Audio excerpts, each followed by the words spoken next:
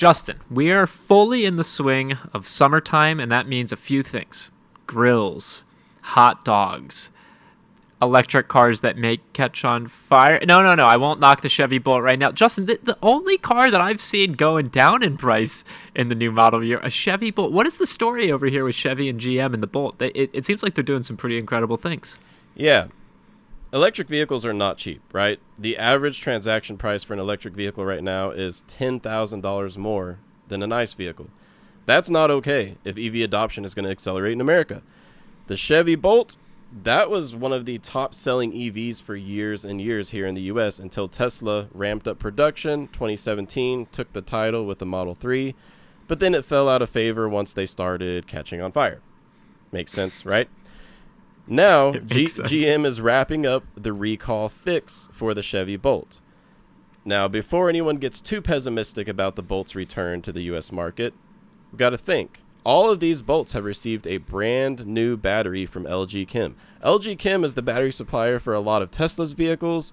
A lot of other automakers get their batteries from LG Chem. This is a legitimate brand new battery that all Bolts are getting. And now, for the 2023 model, General Motors says they're going to take the title of most affordable EV right out of the hands of the originator itself, the Nissan Leaf. The Nissan Leaf, that was the first mass production EV in America back in 2011, even before Tesla was selling anything other than the Roadster for, $150,000, $200,000. Now, it looks like GM is lowering the price of their Bolt by 18%. That's wild. Wow.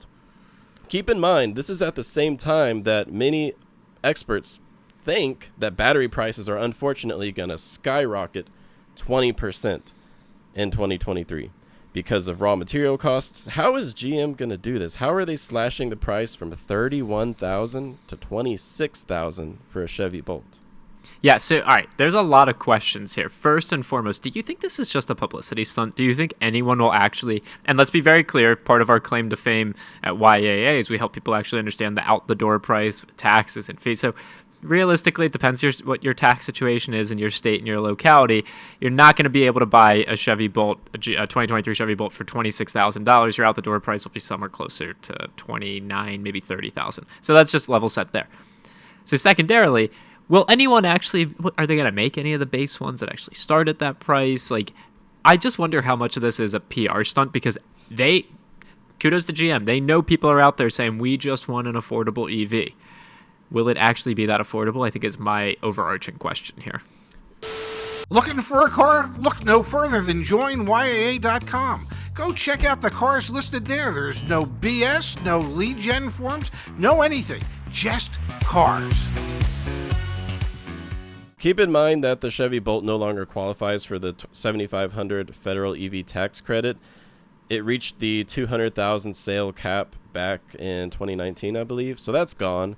But still, if we're talking $26,000, I don't see how General Motors is able to turn a profit on this.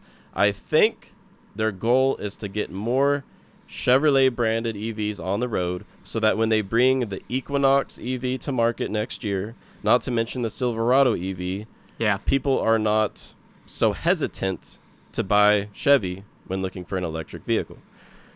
The Bolt is not the best EV out there. I got to say that with the new battery, it definitely has a better impression in my mind, but we're talking about still slow charging speeds. So it's great for around town, great if you can charge at home overnight, great if you don't travel a lot, but if you're hitting the highways often, you're still going to be looking at 1 hour charge times every 200 miles or so, whereas my 2022 Ioniq 5 from Hyundai does that in about 20 minutes. Yeah, but hey, but you it know costs what? a lot more. Exactly, and you're also you're buying at that price point, sub $30,000. Like it's not going to have the nicest touches or anything like that, but you know what you're getting? You're getting an EV that can get you from to and fro for sub $30,000 if they're actually selling for sub $30,000. But kudos to GM. This is huge. I don't think this story will get as much play as it probably should. I don't think people are as acutely aware. I can't remember off the top of my head, but I think, do you remember what the average transaction price is for an EV? I know Cox Automotive put that data out. What was it? Was it $60,000? It's $56,000 as of right now. Half the freaking price. Yeah. And like I said, half the if price. you can just charge at home overnight, you're not going to notice the hassle of the slower charging speeds. You're going to wake up with 258 miles of range every day. That's a lot of range, especially for that price point. We're looking at a $45,000 2023 Toyota, the BZ4X. $45,000 with only 226 miles of range. It's fascinating. That's a big difference. I mean, honestly, the Bolt's a better deal than the brand new Toyota, in my opinion. Oh, 100%. But I wonder how much having the fire issue last year and as we're all social distancing because of the pandemic, there were so many jokes about how your Chevy Bolt has to social distance. I mean, there were literally signs that said, like, park 50 feet away from other cars. I typically fly out of the Baltimore Washington International Airport. I'll try and find that photo so we can put in this video. There's literally a sign at the airport parking garage that says, if you drive a Chevy Bolt, you are not welcome to park here. So, like, I wonder how much that has tarnished their reputation of people who think, hey, a sub $30,000 EV sounds good, but, Toyota's reliable. I'll save up. I'll spend a little bit more on my monthly payment, and I'll just get this BZ for whatever X thing. I wonder how much tarnish there actually is there on their brand and on their image, when in reality, this is a crazy good price point. Yeah, two things we need to bring up. First of all, the Bolt at this price point, it is not going to be powered by GM's beautiful new Ultium powertrain. It's a wonderful powertrain, next-gen technology, capable of ultra-fast charging at up to 350 kilowatts. The Bolt is not using Ultium technology, so this is basically the leftover technology from the previous generation of GM's engineering development for EVs. So there's that, right? But also, we don't know yet the effect of the fire recall on GM's EV reputation, because there was a stop sale up till very recently. We don't have sales numbers yet on how the Bolt has rebounded. They've only been able to sell them for about a month or two.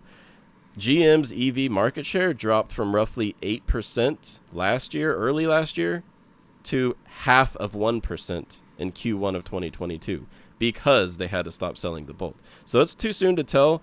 I do think that this is now a pretty compelling buy, especially for someone who does not travel a lot.